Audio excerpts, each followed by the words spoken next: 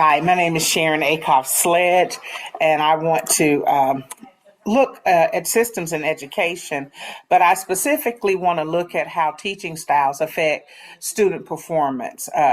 In education, it helps us. System thinking helps us to understand how different factors work together, such as teaching styles, student learning, home environment, standardized test scores. How is all that interconnected? And we can explore how the different factors contribute to or sometimes hinder student learning. And I'm specifically interested in how different teaching styles affect student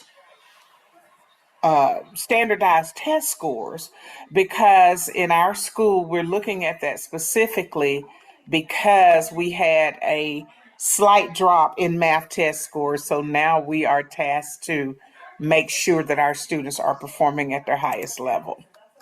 So, the teacher-student connection. We use different learning styles as teachers that influence how students learn and the outcomes of their learning. And students to test scores. So students are exposed to different experiences in the classroom, and if these experiences enhance their learning, then these students will ultimately perform better on standardized tests, or at least that's our hope. But there's a factor in there called home life. A student's home life can positively or negatively affect their academic success. And so we have to factor that into the learning environment and how we approach teaching. And ultimately, test scores affect school policy. We have to go to a lot of professional development now because math scores had a slight dip.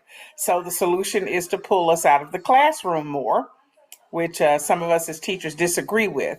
So scores affect our curriculum. We recently purchased new curriculum. It can affect staffing. Maybe they'll add coaches or different things like that, interventionists. It affects teacher evaluations and how many professional developments we're required to go to. So far as a feedback loop, teaching styles affect student learning. If students are engaged, then learning is increased. That's just a simple fact. Student learning affects their test scores. So if students learn in the classroom, ultimately this will lead to an increase in their standardized test scores. Test scores will affect teacher instruction. So we use the data to guide how we teach and to adjust instruction if we need to. For example, as teachers refine their methods and student learning is further impacted, this creates a continuous feedback loop. So, for example, a teacher might incorporate test taking strategies into some of the lessons as an example of how we could use this feedback. And then in turn, we start back at our teaching style. Home environment should always be considered in designing lessons. I worked at a school where many of my students had to take care of younger siblings until their parents got home. They had to cook, they had to make sure their siblings got their homework done, they had to make sure they were in the bed. And then I worked at another school that was located in the middle of Research Park.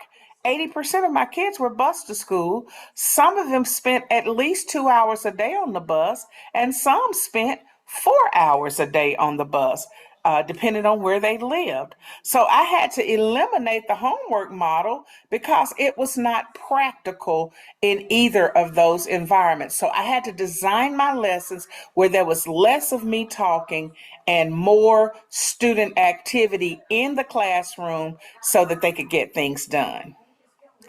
In conclusion, by focusing on internal and external factors such as student style, student engagement, home support, we can create a more supportive and effective education system that will benefit students.